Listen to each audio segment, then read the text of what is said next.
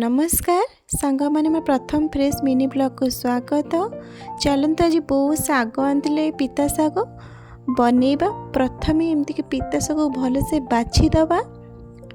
एमती तार पिता शाग तो मेन हूँ गोटे डालटा को बछा हम पत्र पत्र ही बेसी ता अग अग टे रही बाछे एभली बाछिकी भल भाव धोइबे काटिदेबे।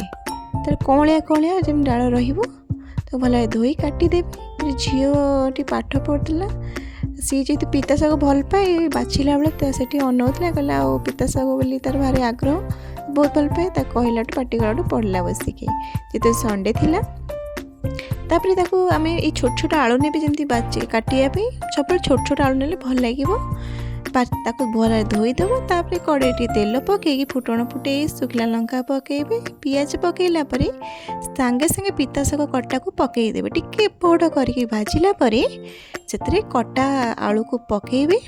से कटा आलू पकईला टिके लुण पकेबे सिझिया को छाड़ापी। सांग मैंने शीतन रोसे चुली रोसे कर बढ़िया लगे आपण मानू क्या भल लगे आपण मैंने कमेंट करेंगे। सांग मैंने गोटे कथा कह पिता शाग गोटे पिता गोटे एमती जिनस जहाँ देहपाई बहुत हित आउ पाटिक न पछे भल लगू किंतु देहपाई खाया कले सेमती के खाईदेव आमती तो विशेषतः समस्त को पिता शाग भल लगे आम मैंने तो सब बहुत भल लगे। आमती सिझेबा पिता शाग केमती छाड़देवे यहाँ हूँ मेन जिनस रसुण रसुण टे लास्ट पकई एपट करके गरम गरम पखाल सहित खाइबे। पखाल सहित खाइले बहुत बढ़िया लगे।